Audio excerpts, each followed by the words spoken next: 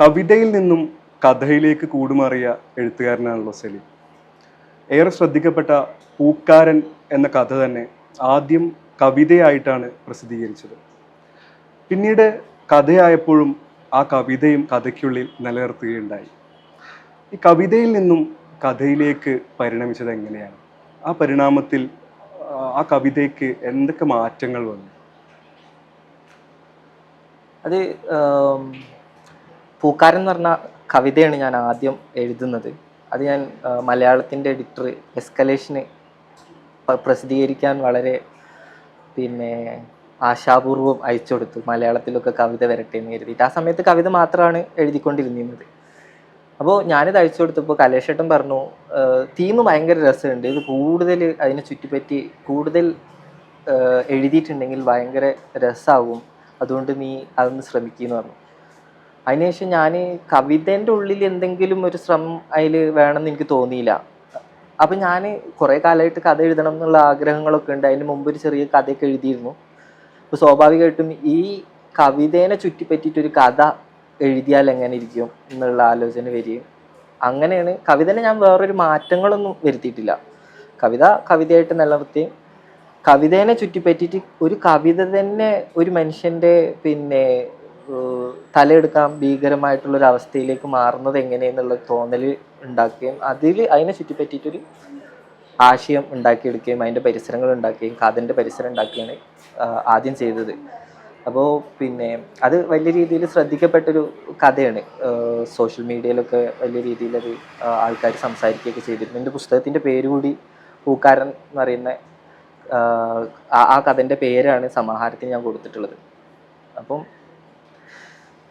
കവിതയിൽ കഥയിലേക്ക് വരിക എന്ന് പറഞ്ഞാൽ കവിത വളരെ ഭാഷയിൽ തന്നെ ഉള്ളൊരു ഭാഷാശില്പം എന്നുള്ള രീതിയിലും വളരെ പവിത്രമായിട്ട് കാണുന്ന, അല്ലെങ്കിൽ അങ്ങനെ എനിക്കൊരു തോന്നലുണ്ട് എപ്പോഴും. കവിതയാണ് ഒരു ഭാഷാശില്പത്തിൻ്റെ പ്യൂർ സോൾ എന്നൊക്കെ പറയാൻ പറ്റുന്ന ഒരു സംഗതി എന്ന് ഞാൻ എപ്പോഴും, അത് കവിത ഉള്ളവരിടത്തും കവിതനോടും എനിക്ക് വലിയ ബഹുമാനവും ആരാധനയാണ്. അതെപ്പോഴും ഉണ്ട്, എല്ലായ്പ്പോഴും ഞാൻ കരുതുന്നൊരു കാര്യമാണ്. കവിതയാണ് ഭാഷയിലെ ഏറ്റവും പ്രധാനപ്പെട്ട സംഗതി എന്നാണ് ഞാൻ ഇപ്പോഴും വിശ്വസിക്കുന്നത്.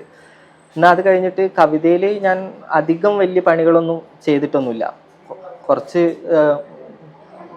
ആ ഒരു എന്താ പറയുക, ഒരു ചില എക്സസൈസുകളൊക്കെ പോലെ ഉള്ള ചില സംഗതികളൊക്കെ ഞാൻ ശ്രമിച്ചിട്ടുള്ളൂ. ഇപ്പം നമ്മൾ നോക്കുമ്പോൾ, ഞാൻ അന്വേഷിച്ച് നോക്കുമ്പോൾ ഏകദേശം കഥാകാരന്മാരൊക്കെയും കവിത എഴുതി കഥയിലേക്ക് വന്ന ആൾക്കാരും കൂടിയാണ്. ഇപ്പോൾ സന്തോഷ് കുമാറൊക്കെ ആദ്യകാലത്ത് കവിതയാണ് ഇത്ര എഴുതിയിരുന്നത്.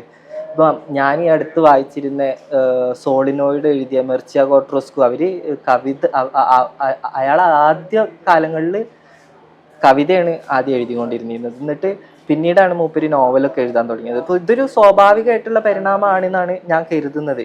മിക്കവാറും എല്ലാവരും ഈ കഥ എഴുതുന്ന നോവൽ എഴുതുന്ന ആൾക്കാരൊക്കെയും ആദ്യം പരീക്ഷിക്കാൻ ശ്രമിക്കുക ചിലപ്പം കവിത എഴുതാനായിരിക്കും. എല്ലാവർക്കും കവിയാകാനാണല്ലോ ആഗ്രഹം. പൊതുവെ അതാണല്ലോ അതിൻ്റെ ഒരു അൾട്ടിമേറ്റ് ഗോള് സാഹിത്യത്തിൽ. അതുകൊണ്ടാണ് തോന്നുന്നു അത് എല്ലാവരും പരീക്ഷിക്കുകയും പിന്നീട് അത്ര പോരാന്ന് സ്വയം വിമർശിക്കുകയും അതിൽ നിന്ന് ചാടുകയൊക്കെ ചെയ്യുന്ന ഒരു പരിപാടി ഉണ്ടാകുന്നത്. അങ്ങനെയാണ് അത് വന്നത്. നേരെ മറിച്ചുള്ളൊരു അനുഭവമാണ് എനിക്ക് വ്യക്തിപരമായിട്ടുള്ളത്.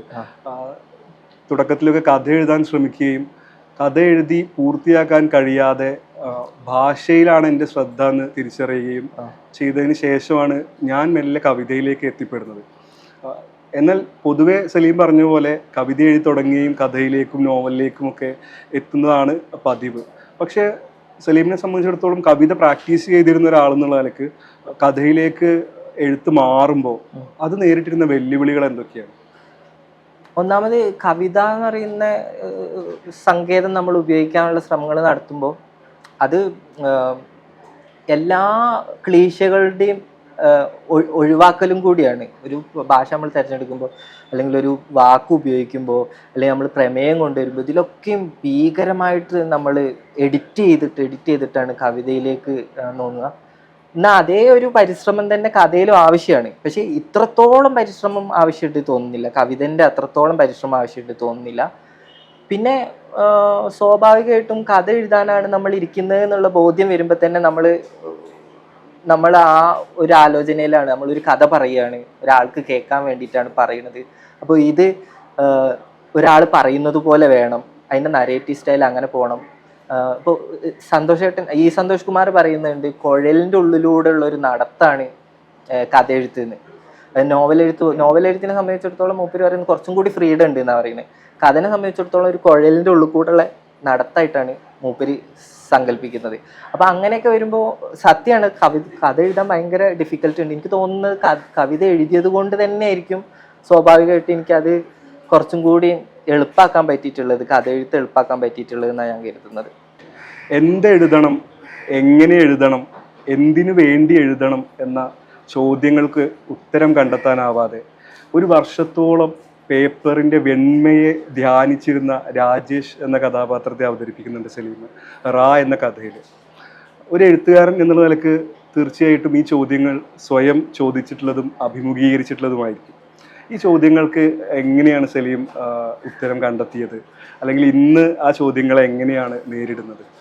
ഇതിൽ ഒരു പ്രധാനപ്പെട്ട ഒരു ചോദ്യം നമ്മൾ ഒഴിവാക്കേണ്ടി വരും തോന്നുന്നു. അതായത് എന്തിനു വേണ്ടി എഴുതണം എന്നുള്ളത്. അതൊരു ഭയങ്കര ഒഫെൻസീവ് ആയിട്ടുള്ള ചോദ്യമായിട്ട് പോലെ ആണ് പലപ്പോഴും ആൾക്കാർ ഡീൽ ചെയ്തിട്ടുള്ളത്. ഇപ്പോൾ ഉംബർട്ടോ അടുത്ത് എന്തിനാ താങ്കൾ നോവൽ എഴുതുന്നത് ചോദിക്കുമ്പോൾ മൂപ്പരെ ഇന്റർവ്യൂവറിനെ ചീത്ത പറയുന്ന ഒരു സന്ദർഭമൊക്കെ ഉണ്ട്. ഭയങ്കര ഭീകരമായിട്ട് എന്നെ ഒഫൻസ് ചെയ്യേണ്ട, അത് നല്ലതിനല്ലാതൊക്കെയുള്ള സാധനമൊക്കെ പറയും മൂപ്പര്. അപ്പോൾ എന്തിനു വേണ്ടി എഴുതുന്നു എന്നുള്ളത്, നമ്മൾ സ്വാഭാവികമായിട്ടും മനുഷ്യന്മാർ ജീവിക്കാൻ പല കാര്യങ്ങൾ ചെയ്യുന്നു. അതിൻ്റെ ഒരു ഭാഗമായിട്ട് ഞാൻ കഥ എഴുതുന്നു, അതിൽ കവിത എഴുതുന്നു. കവിത എഴുതുന്നത് എന്തിനെന്ന് ചോദിച്ചിട്ടുണ്ടെങ്കിൽ ഒരു ഭീകരമായിട്ടുള്ളൊരു ഉത്തരം നമുക്ക് കൊടുക്കാനില്ല. നമുക്ക് ഇഷ്ടമാണ്, അതുകൊണ്ട് നമ്മൾ ചെയ്യുന്നു എന്നുള്ളതാണ്. ഈ എന്തെഴുതണം, എങ്ങനെ എഴുതണം എന്നുള്ളത് വലിയൊരു ആശയക്കുഴപ്പമായിരുന്നു തുടക്കത്തിൽ. അത് ഉണ്ടായിരുന്നു, അത് ഭയങ്കര ഭീകരമായിട്ട് പ്രശ്നമായിരുന്നു എനിക്ക്. ഞാൻ കുറേ വായിക്കുന്നുണ്ട്, കുറേ കഥകൾ വായിക്കുന്നുണ്ട്, കുറേ ആൾക്കാരെ വായിക്കുന്നുണ്ട്. ഈ വായിക്കുമ്പോഴും ഇവരൊക്കെ എഴുതിയിട്ടുണ്ട്, ബട്ട് ഞാൻ എന്താ എഴുതുക എന്നുള്ളത് എൻ്റെ എപ്പോഴും ഉള്ള പ്രശ്നമാണ്. അതെങ്ങനെ എഴുതുക എന്നുള്ളത്. പിന്നെ ആലോചിച്ച് കോംപ്ലിക്കേറ്റഡ് ആകുമ്പോൾ അവസാനം ഞാൻ വന്നെത്തിപ്പെട്ട ഒരു ഉത്തരം തന്നെയാണത്. അങ്ങോട്ട് എഴുതുക, ബഷീറൊക്കെ പറഞ്ഞ പോലെ പേനയിൽ മഷി നിറച്ച് പേപ്പറിൻ്റെ മുമ്പിൽ ഇരുന്നിട്ട് അങ്ങോട്ട് എഴുതുക തന്നെ, അതാണ് എഴുതാനുള്ളത്. നിങ്ങൾക്ക് എന്താ തോന്നുന്നത് അത് എഴുതുക. അങ്ങനെയുള്ളൊരു ഉത്തരത്തിലേക്ക് വന്നെത്തിപ്പെടുകയാണ് ചെയ്യുന്നത്. പക്ഷേ ഈ തുടക്കത്തിൽ ഇതെല്ലാവർക്കും ഉണ്ടാകാനുള്ള ഒരു സാധ്യത ഉള്ള ഒരു സംഗതി തന്നെയാണ്. എന്തിന് എന്നുള്ളത് സ്വാഭാവികമായിട്ടും നമ്മളത് ഡൈല്യൂട്ട് ചെയ്യേണ്ട ഒരു വിഷയമാണെന്ന് തോന്നുന്നു. അത് കൂടുതലായിട്ട് നമ്മൾ സംസാരിക്കുമ്പോൾ ഭയങ്കര ഒഫെൻസീവായിട്ട് നമ്മൾ ഭീകരമായിട്ടുള്ള ആലോചനകളിലേക്കൊക്കെ പോകാൻ സാധ്യതയുള്ള, എന്തിനു വേണ്ടി എഴുതുന്നു എന്നൊക്കെ പറയും, ഭയങ്കര നിരാശ, ഒരു നിഹിലിസം ഒക്കെ അതിൻ്റെ ഉള്ളിൽ ഉണ്ട്. അതിൻ്റെയൊക്കെ അതിലേക്കൊക്കെ കിടക്കുന്നൊരു തരം ആൻസറിലേക്കൊക്കെ ചിലപ്പം നമ്മളെ എഴുത്ത് തുടങ്ങുന്നതിന് മുമ്പ് തന്നെ റൈറ്റേഴ്സ് ബ്ലോക്ക് അനുഭവിക്കുന്ന ഒരു കഥാപാത്രമാണ് രാജേഷിനെ അവതരിപ്പിക്കുന്നത്.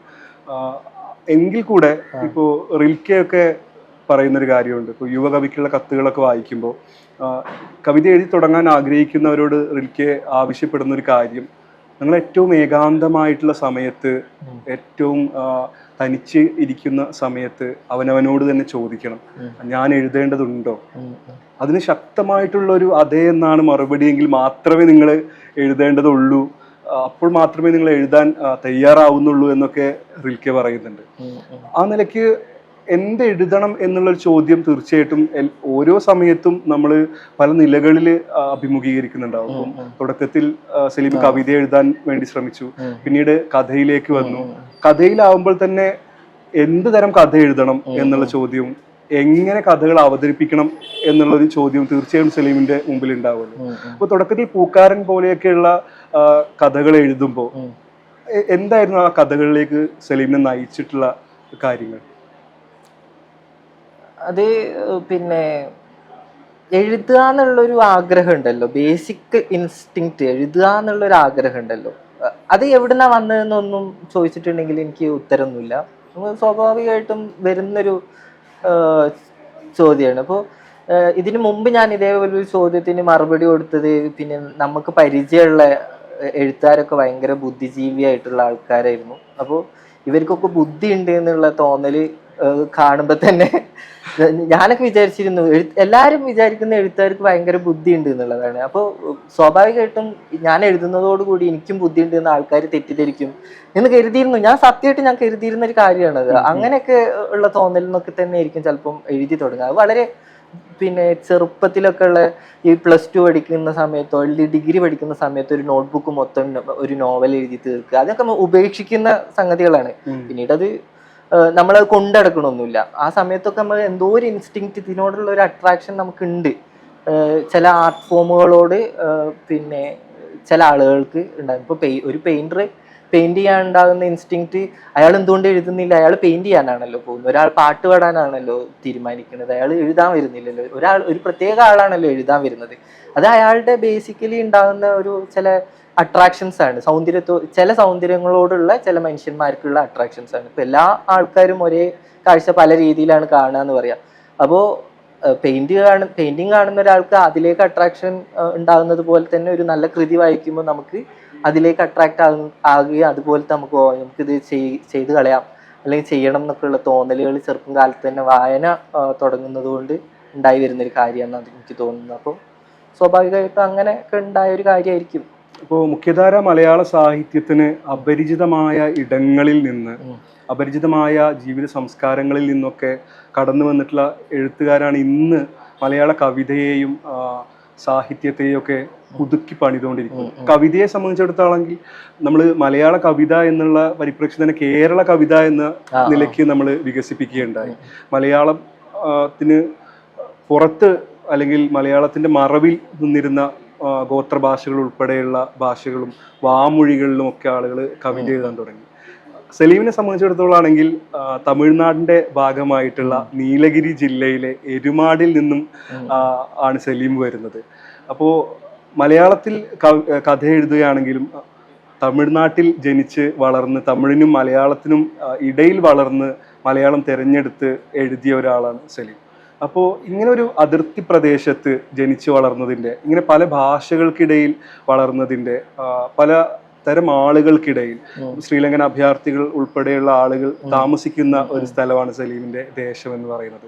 അപ്പോൾ ഈ ഒരു ഇടം, ദേശം, അതിൻ്റെ സംസ്കാരം എങ്ങനെയാണ് സലീമിന്റെ ഭാഷയെ, സലീമിന്റെ കഥാപരിസരങ്ങളെ, അതിൻ്റെ ഭാവനകളെ ഒക്കെ നിർണ്ണയിക്കുന്നത് അല്ലെങ്കിൽ പ്രചോദിപ്പിക്കുന്നത്? അത് ഒരു കാര്യം പറഞ്ഞിട്ടുണ്ടെങ്കിൽ, നമ്മൾ ചെറുതാവുമ്പോൾ ആദ്യമായിട്ട് നേരിട്ട് ഏറ്റവും യുക്തിപരമായിട്ടുള്ള ചോദ്യം ഭാഷനെ സംബന്ധിച്ചിട്ടുള്ളൊരു ചോദ്യമാണ് എനിക്ക്. അതായത് സ്കൂളിൽ എന്നെ ചേർത്താൻ പോകുമ്പോൾ അവിടെ 2 മീഡിയം ഉണ്ട്, ഒന്ന് മലയാളം മീഡിയം, ഒന്ന് തമിഴ് മീഡിയം. എൻ്റെ അടുത്ത് അവിടുത്തെ പ്രധാന അധ്യാപകൻ ചോദിക്കുന്ന ചോദ്യം, ആദ്യമായിട്ട് എനിക്ക് നേരിടേണ്ടിയും ചൂസ് ചെയ്യേണ്ടിയും ചോദ്യം വരികയാണ്, നിനക്ക് മലയാളം മീഡിയം വേണോ തമിഴ് മീഡിയം വേണോ എന്നുള്ള ചോദ്യമാണ് എൻ്റെ അടുത്ത് ആദ്യമായിട്ട് ചോദിക്കുന്നത്. ആ സമയത്ത് ഞാൻ മലയാളം മതി എന്നുള്ള എന്തോ ഒരു ആവേശത്തിൻ്റെ പുറത്ത് മലയാളം മീഡിയം എന്നുള്ള രീതിയിൽ തിരഞ്ഞെടുക്കുകയാണ് ചെയ്തത്. പിന്നീട് അവിടുന്ന് അതൊരു ബൈലിംഗൽ ആയിട്ടുള്ള 2 ഭാഷകൾ കുറേ ഭാഷ സംസാരിക്കുന്നുണ്ട്. ഇപ്പോൾ പണിയര് വേറൊരു ഭാഷ സംസാരിക്കുന്നു, മുള്ളുവ കുറുമര് എന്ന് പറഞ്ഞിട്ടുള്ള വേറൊരു ആദിവാസി ഗോത്രവർഗ്ഗങ്ങളുണ്ട്, അവർ വേറെ ഭാഷ സംസാരിക്കുന്നു. പിന്നെ ശ്രീലങ്കൻ അഭയാർത്ഥികളായിട്ടുള്ള തമിഴര് അവർ വേറെ തന്നെ ഒരു എന്താ പറയുക, ഒരു തരം സ്ലാങ് തമിഴിൽ ഉപയോഗിക്കുന്നുണ്ട്. ഇപ്പോൾ ഒന്നും അങ്ങനെ ഉപയോഗിക്കുന്നില്ല, തുടക്കത്തിൽ ഉപയോഗിച്ചിട്ടുണ്ടായിരിക്കും. അവർ വേറെ തന്നെ ഒരു ഭാഷയൊക്കെ ഉള്ള ആൾക്കാരും കൂടിയായിരുന്നു. അപ്പൊ ഇങ്ങനെ ഉള്ളൊരു ഭാഷാ വൈവിധ്യത്തിൽ നിന്നാണ് ഞാൻ എൻ്റെ എന്താ പറയുക മലയാളത്തിന് ചൂസ് ചെയ്യുന്നത്. ഇത് ആദ്യം ചൂസ് ചെയ്തെങ്കിലും പിന്നീട് ഞാൻ എക്സ്പ്ലോർ ചെയ്തതും ഏറ്റവും കൂടുതൽ ഭാഷയിൽ എക്സ്പ്ലോർ ചെയ്തതും മലയാളത്തിലാണ്. പക്ഷെ ഞങ്ങൾക്ക് അവിടെ ജീവിക്കുന്ന എല്ലാ മനുഷ്യന്മാർക്കും ഇപ്പോൾ എന്താ നിന്റെ പേര്, അപ്പോൾ നമ്മൾ മലയാളത്തിലാണ് ചോദിക്കുന്നെങ്കിൽ ഒരാൾ തമിഴിലേക്ക് മറുപടി, തമിഴിൽ നമ്മളെ അടുത്ത് മലയാളത്തിൽ ചോദിക്കുകയും നമ്മൾ തമിഴിൽ മലയാളത്തിൽ മറുപടി എറിയുകയും ചെയ്യുന്നൊരു സ്വഭാവം ഉണ്ട് അവിടെ, നാട്ടിലുള്ള ഒരു സ്വഭാവമാണ്. എനിക്ക് നല്ല തമിഴ് അറിയാന്ന് എഴുതിയിട്ട് എന്നടാവും പേര് എന്നുള്ളത് ചോദിക്കും. എന്റെ പേര് സതീഷ് എന്നാണ് എന്ന് അവൻ മലയാളത്തിൽ മറുപടി അറിയും. അതായത് ഇത് രണ്ടും അങ്ങോട്ടും ഇങ്ങോട്ടും അറിയാന്നുള്ള ഒരു പരിചയം ആൾക്കാരുടെ ഇടയിൽ അങ്ങനത്തെ ഒരു കൺഫ്യൂഷൻ നേരത്തെ തന്നെ നിലനിൽക്കുന്ന ഒരു സംഗതിയാണ്. അപ്പോൾ സ്വാഭാവികമായിട്ടും എനിക്കും കൺഫ്യൂഷൻ ഉണ്ട്. അതായത് ഞങ്ങളെ നാട്ടിൽ ഒരു ബോർഡ് തന്നെ 2 ഭാഷയിലാണ്. ഒന്നിപ്പോൾ എന്തെങ്കിലും ഒരു ടീ സ്റ്റാൾ എന്നാണെങ്കിൽ അത് മലയാളത്തിൽ എഴുതും തമിഴിലും എഴുതും, 2 ഭാഷയിൽ എഴുതാം. പോകേണ്ട സ്ഥലത്തേക്കുള്ള റൂട്ടുകളില്ല, അത് തമിഴിലും മലയാളത്തിലും എഴുതും. ഇങ്ങനെ 2 ഭാഷയും കണ്ടിട്ടാണ്. അപ്പോൾ പണ്ട് എനിക്ക് തമിഴ് അറിയാന്നുള്ള രീതിയിൽ ഞാൻ ഈ പാർട്ടി ഇതിൻ്റെ നോട്ടീസുകളൊക്കെ വരുമല്ലോ, ഈ നോട്ടീസുകളൊക്കെ വരുമ്പോൾ മലയാളത്തിൽ ഉള്ള നോട്ടീസ് ഞാൻ ഇങ്ങനെ വായിച്ചിട്ട് തമിഴിൽ ഇതാണ് എഴുതിയിരിക്കണത് എന്നുള്ളത് ഇപ്പുറത്തുനിന്നും ഇത് വായിക്കും. എന്റെ തെറ്റിദ്ധാരണ മലയാളം തമിഴ് ഒരേപോലെ സംസാരിക്കുന്ന ഭാഷയാണെന്ന്, ഒരേപോലെ എഴുതുന്ന ഒരു സംഗതിയാണെന്നൊക്കെ ആയിരുന്നു. പിന്നീടാണ് ഞാനിങ്ങനെ തമിഴിനെയൊക്കെ പരിചരിച്ചു വന്നത്. പിന്നീട് സ്വയമേ ബസ്സിന്റെ ബോർഡ് കാണുക, സ്വയം ഒരു പ്രത്യേക കൂട്ടത്തിൽ നമ്മൾ പെടുമ്പോൾ സ്വാഭാവികമായിട്ടും നമ്മൾ പഠിച്ചെടുക്കുന്ന ഒരു രീതി ഉണ്ടല്ലോ, അങ്ങനെയായിരുന്നു. ഇപ്പോൾ തമിഴ് നിർബന്ധമൊക്കെ ആക്കിയിട്ടുണ്ട്. മലയാളം മീഡിയം ആണെങ്കിലും ഒരു സബ്ജക്റ്റ് തമിഴ് പഠിക്കണം എന്നുള്ളത് നിർബന്ധമൊക്കെ ആയിട്ട് വന്നു. മാത്രമല്ല മലയാളം മീഡിയം തന്നെ എടുത്തു കളഞ്ഞിട്ട് മലയാളം മീഡിയനെ മോഡിഫൈ ചെയ്തിട്ട് ഇംഗ്ലീഷ് മീഡിയം അതിൻ്റെ ഒപ്പം മാതൃഭാഷയ്ക്ക് മലയാളം മാത്രം കൊടുക്കുന്ന ഒരു സ്വഭാവം ഗവൺമെന്റ് സ്കൂളിൽ വന്നു.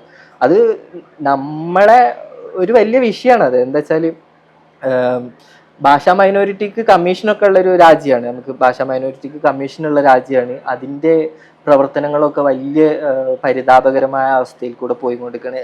അതുകൊണ്ട് തന്നെ അവിടെ ഒരു ഭാഷനെ അതിൻ്റെ മീഡിയം 1ാം ക്ലാസ് മുതൽ 10ാം ക്ലാസ് വരെ മലയാളം മീഡിയം ഉണ്ടായിരുന്നിടത്ത് 1ാം ക്ലാസ് മുതൽ 10ാം ക്ലാസ് വരെ നൈസായിട്ട് ഓരോ വർഷം കൂട്ടി ഇംഗ്ലീഷ് മീഡിയത്തിലേക്ക് മാറ്റി ഇപ്പോൾ 10ാം ക്ലാസ് വരെ ഇംഗ്ലീഷ് മീഡിയം പ്ലസ് മലയാളം ഒരു സെക്കൻഡ് ലാംഗ്വേജും മാത്രം പഠിപ്പിക്കുന്ന ഒരു സ്ഥിതിവിശേഷം ഉണ്ട് തമിഴ്നാട്ടിൽ. ഞാൻ പഠിക്കുമ്പോൾ അങ്ങനെ ഉണ്ടായില്ലായിരുന്നു.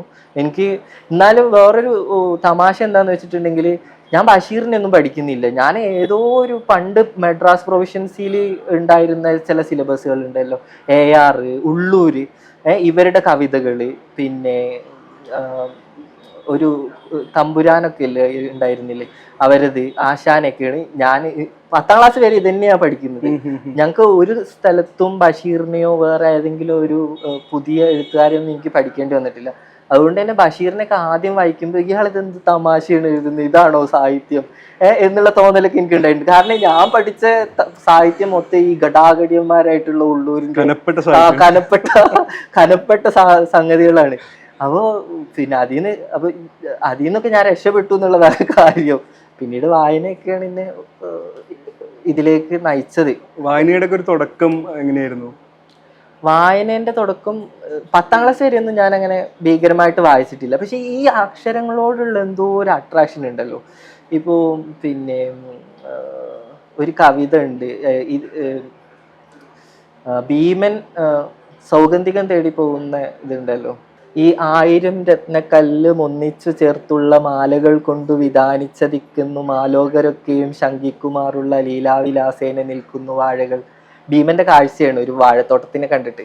അപ്പൊ ഈ കാഴ്ചനെ ഈ കവിത ഉണ്ടല്ലോ, ഈ കവിത ഞാൻ എന്താക്കും, ആ സമയത്ത് മദ്രസിലൊക്കെ പഠിക്കുന്നതുകൊണ്ട് തന്നെ മാപ്പിളപ്പാട്ടിന്റെ രീതിയിൽ പാരഡി ഉണ്ടാക്കുക, ഇങ്ങനത്തെ കുറെ വിക്രസുകൾ ആ സമയത്ത് തന്നെ ഒരേ കവിത വായിക്കുമ്പോൾ ഞാൻ ഭയങ്കര ലോൺലി ആയിട്ട് പിന്നെ ക്ലാസ്സിലൊക്കെ വരികയും വളരെ ലോൺലി ആയിട്ട് ജീവിക്കുകയൊക്കെ ചെയ്യുന്ന ഒരു കുട്ടിയാണ്. അപ്പം എൻ്റെ എൻ്റർടൈൻമെൻറ്റുകൾ മൊത്തം വളരെ രഹസ്യമായിട്ട് ഈ വലിയ പിന്നെ കിളിപ്പാട്ട് രാമായണത്തിൻ്റെ മാപ്പിളപ്പാട്ട് രീതിയിൽ ചൊല്ലുക, സ്വയമേ ചൊല്ലി ചിരിക്കുക, ഇതാക്കുക, അങ്ങനത്തെ ഒക്കെ കുറച്ച് പരിപാടികളായിരുന്നു. അപ്പോൾ ഭാഷ ഇതെന്താ വെച്ചിട്ടുണ്ടെങ്കിൽ ഇതിനെ ഹെൽപ്പ് ചെയ്തിട്ടുണ്ടോ എന്ന് എനിക്കറിയില്ല.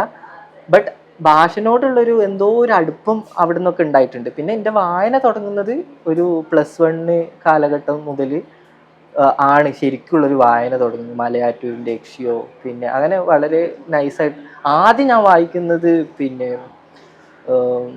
നമ്മുടെ എദീനെയാണ്. എദീനെ വായിച്ചിട്ട് ഞാൻ നിത്യചൈതന്യ എദീനെയാണ് ഞാൻ വായിക്കുന്നത്. നിത്യചൈതന്യ എദി വളരെ വെരി റിലേറ്റ് ടു ഈ ഉള്ളൂരിനൊക്കെ പോലത്തെ ഭാഷയൊക്കെ ഉള്ള. ഞാൻ വിചാരിച്ചു ഓക്കെ ഇയാൾ എനിക്കൊന്നും മനസ്സിലാകണില്ലെങ്കിലും എന്ന് പറഞ്ഞിട്ട് ഞാൻ ആദ്യം വായിച്ചു തുടങ്ങുന്ന അവിടെ നിന്നൊക്കെയാണ്. പിന്നെ എതിനെ എനിക്ക് അങ്ങനെ മനസ്സിലായിട്ടൊന്നുമില്ല. പിന്നീട് ഇപ്പോഴൊക്കെ വായിക്കുമ്പോഴാണ് എതി എന്താണ് പറഞ്ഞുകൊണ്ടിരിക്കുന്നത് എന്നൊക്കെയുള്ള കാര്യങ്ങളെ കുറിച്ച് ചെറുതായിട്ടെങ്കിലും ആലോചിക്കാനൊക്കെ എനിക്ക് തോന്നുന്നത് എന്നുള്ളതാണ് യാഥാർത്ഥ്യം. എന്തോ ഭാഗ്യത്തിന് എതിനെ വായിച്ചിട്ട് ഒരു ചിലപ്പം നിർത്തി പോകുന്ന ഒരു വായനയായിരിക്കും. ഒരു തുടക്കത്തിൽ തന്നെ ഒരു എതിനെയൊക്കെ വായിക്കുക എന്ന് പറയുന്നത് വലിയ പ്രശ്നമുള്ളൊരു കാര്യമാണല്ലോ. അപ്പോൾ എന്തോ ഭാഗ്യത്തിന് ഞാനത് നിർത്തിയില്ല, ഞാൻ തുടർന്ന് വായിച്ചു. മലയാറ്റൂരിൻ്റെ യക്ഷിയൊക്കെ വായിക്കുന്നു. അങ്ങനെ വളരെ ലൈറ്റായിട്ടുള്ള റീഡിങ്ങിലേക്ക് വരുന്നു. പിന്നെ ഇങ്ങനെ ആടുജീവിതം പോലത്തെ കൃതികൾ ലൈറ്റ് റീഡിംഗ് ഒക്കെ തുടങ്ങി. പിന്നീട് കനപ്പെട്ട പുസ്തകങ്ങളിലേക്കും ഒക്കെ പോവുകയാണ് ചെയ്തത്. ഇത് സാധാരണ ചില മനുഷ്യന്മാർ പിന്നെ ഇതെന്താ വെച്ചാൽ ഈ സ്കൂൾ പഠിക്കുന്ന സമയത്ത് തന്നെ ഈ ഒരു മാജിക് കഥകളുണ്ടല്ലോ, ഈ ബാലരമ, ബാലമംഗളം പോലത്തെ സാധനങ്ങൾ അത് നിരന്തരം വായിക്കും. ഈ ബാലരമയും ബാലമംഗളവും വരുത്തുന്ന ഒരു അമ്മാവൻ ഉണ്ടായിരുന്നു എനിക്ക്. ഈ അമ്മാവന്റെ വീട്ടിൽ വിരുന്നിന് പോയി ഇത് വായിക്കാൻ വേണ്ടി മാത്രം. സത്യമായിട്ട് ഇതിങ്ങനെ ചെയ്തോടുക്കും. ഇടക്കിടക്ക് അവിടെ വിരുന്നിന് പോവുക, അതിന് നല്ല തല്ലൊക്കെ കിട്ടിയിട്ടുണ്ട് വീട്ടിൽ നിന്നൊക്കെ. ഇങ്ങനെ പറയൊന്നുമില്ല, വീട്ടിൽ പറയൊന്നുമില്ല, ഞാൻ അവിടെ പോകും ഇത് വായിക്കുകയൊക്കെ ചെയ്യും. അപ്പോൾ പിന്നെ മൂപ്പര് നിരന്തരമായിട്ട് ഇത് വാങ്ങിക്കൊണ്ടൊക്കെ ചെയ്യായിരുന്നു. അതിൽ നിന്നൊക്കെ ഭയങ്കരമായിട്ടുള്ള പിന്നെ ഇൻസ്പിറേഷൻ ഉണ്ട്. എല്ലാവരും സ്വാഭാവികമായിട്ടും വായനയൊക്കെ തുടങ്ങുന്നത് പോലത്തെ തന്നെയുള്ള ഒരു സംഗതിയാണെന്നാണ് എനിക്ക് തോന്നുന്നത്. ലൈബ്രറികളൊന്നും ഉണ്ടായിരുന്നില്ല? ലൈബ്രറി ഉണ്ട്. അതിലെന്താ പ്രശ്നം എന്ന് വെച്ചിട്ടുണ്ടെങ്കിൽ ലൈബ്രറി തമിഴിൽ മാത്രമുള്ളൊരു ലൈബ്രറി ഉണ്ടായിരുന്നു. ഇപ്പം ഈ അടുത്ത് പിന്നെ CPM അതൊക്കെ കഴിഞ്ഞ് ഞാനൊരു +1 ഒക്കെ എത്തുന്നതിൻ്റെ ആ സമയത്താണ് CPM പാർട്ടി ഓഫീസ് തുടങ്ങുകയും അതിൻ്റെ ഉള്ളിലൊരു EMS ഗ്രന്ഥാലയം എന്ന് പറഞ്ഞിട്ടുള്ളൊരു ലൈബ്രറി തുടങ്ങുകയും ചെയ്തത്. അതിൽ അപ്പോഴാണ് എനിക്ക് മനസ്സിലാകുന്നത് മലയാളം വായിക്കുന്ന ഒരു പിടി ഒരുപാട് എന്തെന്നല്ല, ഒരു പിടി നല്ല വായനക്കാർ അവിടെ ഉണ്ടായിരുന്നു. ഇപ്പൊ ഹംസാക്ക, മരിച്ചുപോയി ഹംസാക്ക എന്ന് പറയുന്ന ഒരാളുണ്ട്. മൂപ്പര് ഒരു വലിയ കലക്ഷൻ മൂപ്പര് ഇവിടേക്ക് ഡൊണേറ്റ് ഒക്കെ ചെയ്തിട്ടുണ്ട്. പിന്നെ VTR എന്ന് പറയുന്നത് മൂപ്പര് ആ സമയത്ത് ജീവിച്ചിരിക്കുന്നുണ്ട്. VTR മൂപ്പര് ഈ അടുത്താണ് മരിച്ചത്. പിന്നെ ഒരു ബാലേട്ടൻ, ബേക്കറി ബാലേട്ടൻ എന്ന് പറയുന്നത് മൂപ്പര് വലിയൊരു ഇങ്ങനത്തെ കുറച്ച് ടീമുകൾ ഉണ്ടായിരുന്നു. ഒരു വലിയ വായനയൊക്കെ നടത്തുന്ന ആൾക്കാർ, നാട്ടിലൊക്കെ ആൾക്കാർ അംഗീകരിക്കുന്ന വായിക്കുന്നതാണ് എന്നൊക്കെ പറയുമ്പോൾ ഹംസാക്കൊക്കെ വലിയ സ്വീകാര്യതയൊക്കെ ഉണ്ടായിരുന്ന ഒരു സ്ഥലമായിരുന്നു. വായിക്കുന്ന നല്ല വിവരമുള്ള മനുഷ്യനാണ് അയാൾ എന്നുള്ള തോന്നലൊക്കെ. ഞാൻ നേരത്തെ പറഞ്ഞില്ലേ, വായിക്കുക എന്ന് പറയുന്നത് വിവരമുള്ളൊരു പരിപാടിയാണ് എന്നുള്ളത് അപ്പം തന്നെ നമുക്ക് തോന്നുന്ന ഒരു കാര്യമാണ്. പിന്നെ അങ്ങനെയൊക്കെയാണ് ഞാൻ വായനയിലേക്ക് വന്നത്. ഇവരെയൊക്കെ പുസ്തകങ്ങളൊക്കെയാണ് കേട്ടോ ഞാൻ തുടക്കത്തിൽ വായിച്ചിട്ടുണ്ടായിരുന്നത്. പിന്നെ ആ ലൈബ്രറിയിൽ മിക്കപ്പോഴും പുസ്തകങ്ങൾ എടുക്കുകയും എനിക്കങ്ങനെ ഒരു അനുവാദം അവിടുന്ന് തന്നിട്ടുണ്ടായിരുന്നു. അപ്പോൾ ഞാൻ പോകും, ഞാൻ എഴുതും, ഞാൻ എടുക്കും.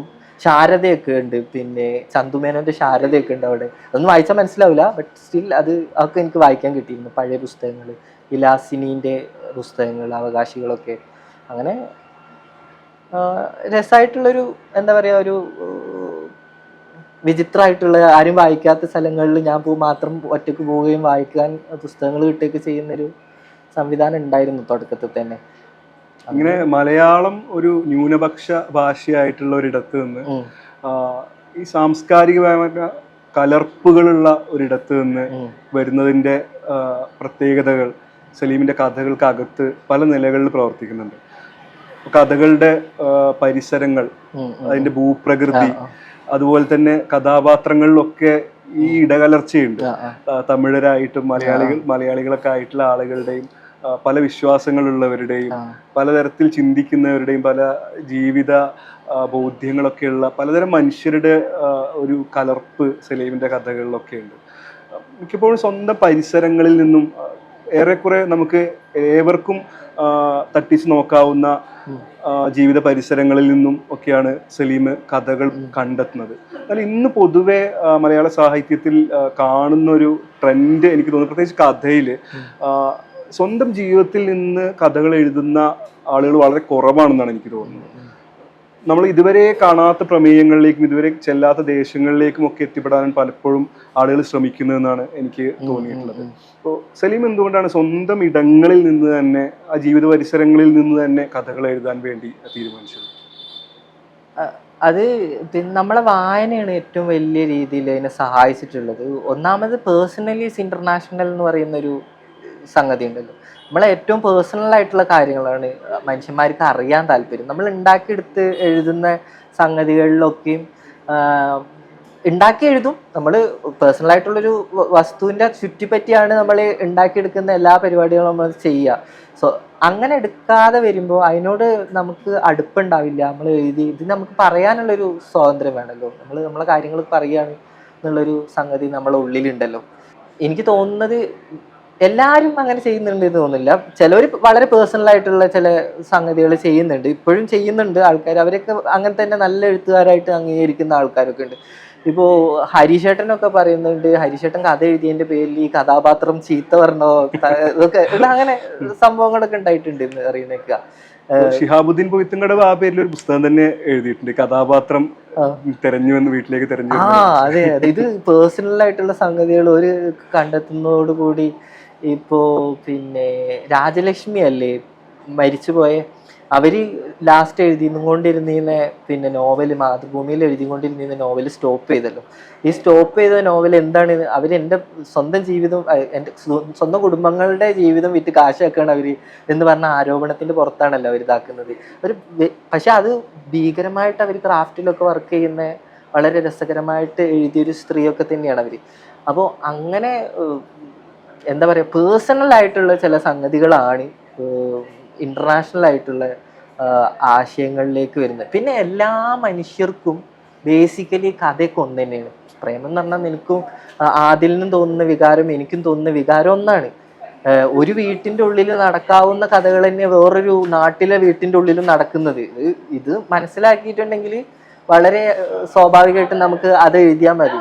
ഇപ്പൊ നമ്മൾ നേരെ പിന്നെ ഫലസ്തീൻ്റെ കഥ പറയാൻ വേണ്ടിയിട്ട് ഫലസ്തീനിലേക്ക് പോകണമെന്നൊന്നുമില്ല. നമുക്ക് ഇവിടെ നിന്നിട്ട് ഇവിടെ ഒരു നാട്ടിലെ വീട്ടിൽ നിന്നിട്ട് ഒരു ഫലസ്തീനിൻ്റെ കുടുംബത്തിൻ്റെ കഥ പറയാതെ തന്നെ നമ്മളിവിടെ നമ്മളെ വീട്ടിൻ്റെ ഉള്ളിലത്തെ കഥ പറയുമ്പോൾ അത് അവരതും കൂടി കഥയായിട്ട് മാറുന്നൊരു സ്വഭാവം അത് എനിക്ക് പണ്ട് മുതലേ തോന്നിയത് കൊണ്ട് അത് അനുശീലിക്കുന്നു എന്നേ ഉള്ളൂ. പിന്നെ ഈ സറ്റേറിക്കലായിട്ട് എഴുതുന്ന ഒരു സ്വഭാവം ഉണ്ടല്ലോ, വളരെ ആക്ഷേപഹാസ്യം എന്ന് പറയുന്നത്. എനിക്ക് ഈ ആക്ഷേപഹാസ്യത്തിനോട് താല്പര്യമില്ല. ആക്ഷേപഹാസ്യം മിക്കപ്പോഴും അതിര് കടന്ന് അത് നമ്മളെ കയ്യിൽ നിന്നൊക്കെ പോയി നമ്മൾ ഉണ്ടാക്കി എടുക്കുകയാണ്. നമുക്ക് ആക്ഷേപം ഉള്ളത് നമ്മളെ തന്നെ കഥകളിലാവുമ്പോൾ ആ ആക്ഷേപങ്ങൾ എനിക്ക് ഇഷ്ടമാണ്. അത് വളരെ രസകരമായിട്ട് നമുക്ക് ഉൾച്ചേർക്കാം. സെൽഫ് ക്രിറ്റിക് എന്നുള്ള നിലയ്ക്ക് അത് ഭയങ്കര രസമുള്ള ഒരു കാര്യമാണ്. പുറമൊക്കെ നോക്കുമ്പോൾ നമുക്ക് ചിലപ്പോൾ ഒന്നും അറിഞ്ഞുകൂടാന്നില്ല. അപ്പം നമ്മൾ ചെറുപ്പത്തിലൊക്കെ പിന്നെ വിരുന്ന് പോകുമ്പോൾ അല്ലെങ്കിൽ വീട്ടുകാരെ വിരുന്ന് പോകുമ്പോൾ നമ്മൾ ഇതുവരെ കാണാത്തൊരു വീട്ടിലേക്കാണ് പോകണമെന്ന് വെച്ചോ. അപ്പോൾ ഈ റൈറ്റ് സൈഡിലാണ് വീട് എന്ന് നമ്മൾ സങ്കല്പിക്കും. പക്ഷേ നമ്മൾ അവിടെ എത്തില്ലുമ്പോൾ ലെഫ്റ്റ് സൈഡിലേക്കും വീട്.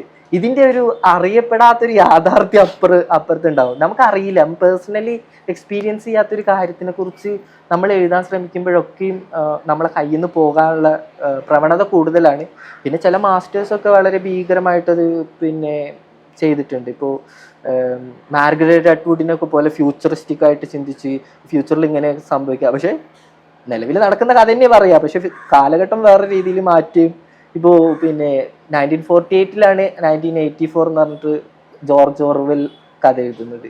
പിന്നെ ലിൻസിൻ്റെ പുതിയ പുസ്തകം ഉണ്ടല്ലോ, അങ്ങനത്തെ ഫ്യൂച്ചറിസ്റ്റിക് ആയിട്ട് അതൊക്കെ ഭീകരമായിട്ടുള്ള സങ്കല്പ ബോധങ്ങളുള്ള ചില മനുഷ്യന്മാർക്ക് ചിലപ്പം സാധിച്ചു എന്ന് വരും. എന്നെ പോലത്തെ ഒരു പിന്നെ എന്താ പറയുക, ഭാഷാ കൺഫ്യൂഷനൊക്കെ ഉള്ളൊരു മനുഷ്യന് ചിലപ്പം പേഴ്സണലായിട്ടുള്ള സംഗതികൾ എഴുതുന്നതായിരിക്കും കുറച്ചും കൂടി എളുപ്പവും ആശ്വാസകരവും പിന്നെ വലിയ പരിക്കുകളൊന്നും ഇല്ലാതെ അല്ലെങ്കിൽ ആക്ഷേപങ്ങളൊന്നും കേൾക്കാതെ എഴുതാൻ പറ്റുക എന്നുള്ളൊരു കാര്യം കൂടി ഉണ്ട് തോന്നുന്നു. എന്ന് മാത്രമല്ല നമുക്ക് നമ്മുടെ എഴുത്തിൽ ഒരു ദർശനം അവതരിപ്പിക്കാൻ ഏറ്റവും നല്ലത് സ്വന്തം ജീവിതത്തിൽ നിന്നും അല്ലെങ്കിൽ നമ്മുടെ തന്നെ ജീവിത പരിസരങ്ങളിൽ നിന്നും എഴുതുമ്പോഴാണെന്നാണ് എനിക്ക് തോന്നിയിട്ടുള്ളത്. അത് വളരെ കറക്റ്റാണ്. നമുക്ക് നമ്മളെ ദർശനങ്ങൾ ഉണ്ടെങ്കിൽ നമ്മളെ ജീവിതത്തിൽ നിന്നല്ലേ നമുക്ക് നമ്മളെ ദർശനങ്ങൾ ഉണ്ടാവും. നമ്മളെ വായനയിലും നമുക്ക് ദർശനങ്ങൾ ഉണ്ടാവും. പക്ഷെ നമ്മൾ തട്ടിച്ചു നോക്കുക നമ്മളെ ജീവിതത്തോടാണല്ലോ എപ്പോഴും. നമ്മൾ ഒരു പിന്നെ നോവൽ വായിക്കുമ്പോൾ നോവലിലെ നായകൻ നമ്മളെ പോലെയാണോ എന്നുള്ളതാണല്ലോ ആദ്യം നിരീക്ഷിക്കുന്നത്. ഇയാൾ പോയ വഴികളിലൂടെ എവിടെയോ ഏതോ ഒരു സ്ഥലത്ത് നമ്മൾ അനുഭവിച്ച ഏതോ ഒരു സംഗതിനെ ടച്ച് ചെയ്യുന്നതോടു കൂടി നമ്മൾ ആ കഥാപാത്രമായി മാറുകയാണല്ലോ പിന്നീട് ചെയ്യുന്നത്. സിനിമ കാണുകയാണെങ്കിലും ശരി, നമ്മൾ ആദ്യം തന്നെ നമ്മൾ ആ ഏതൊരു സംഗതിയിലും നായകനോ നായികയോ ആയി മാറുകയും അതിലനുഭവിച്ച എല്ലാ കൊടിയതകളും നമ്മളോടത് കൂടിയാണ് എന്നുള്ളൊരു ഒരു എമ്പതി ക്രിയേറ്റ് ചെയ്യും. ഈ സാധനം തന്നെയാണ് ഇത്. പിന്നെ നമ്മളനുഭവമായിട്ട് തട്ടിച്ച് വരുമ്പോഴാണ് ഇത് ലോകത്തിൻ്റെ അനുഭവം നമ്മളെ അനുഭവമാണ്, നമ്മളെ അനുഭവം ലോകത്തിൻ്റെ അനുഭവമാണ് എന്നാണ്. അത് വളരെ തീർച്ചയായിട്ടും. അപ്പൊ ഇങ്ങനെ വളരെ പരിചിതമായ സാഹചര്യങ്ങളിൽ നിന്ന് എഴുതുമ്പോഴും അല്ലെങ്കിൽ കഥകൾ കണ്ടെടുക്കുമ്പോഴും സലീമിന്റെ കഥയെ വ്യതിരക്തമാക്കുന്നൊരു ഘടകം അതിൻ്റെ വിചിത്രമായ കൽപ്പനകളാണ്. അത് പല നിലകളിൽ സലീമിന്റെ കഥകളിൽ കണ്ടുവരുന്നു. ഇപ്പൊ തുടക്കത്തിലൊക്കെ എഴുതിയ പൂക്കാരൻ ഒക്കെ പോലെയുള്ള കഥകളിൽ ഏറ്റവും കൂടുതൽ കാണുന്നത് ഉപമകളാണ്. ഉപമകൾ കൊണ്ടും സമൃദ്ധമായ, അലങ്കാരങ്ങൾ കൊണ്ട് സമൃദ്ധമായ, ഇപ്പോൾ പൂക്കാരനെ കുറിച്ച് വളരെ ഫ്ലവറി ആയിട്ടുള്ള ഒരു ഭാഷയിൽ എഴുതിയപ്പെട്ട ഒരു കഥ എന്ന് വേണമെങ്കിൽ നമുക്ക് പറയാം. പക്ഷെ പിന്നീട് ഇപ്പം ആ പുസ്തകത്തിന് ശേഷം സലീം എഴുതി വരുന്ന കഥകളിലൊക്കെ നോക്കുമ്പോൾ ഈ പോലെ എന്നുള്ള വാക്ക് കാണാൻ പോലും കിട്ടാത്ത അവസ്ഥയായിട്ടുണ്ട്.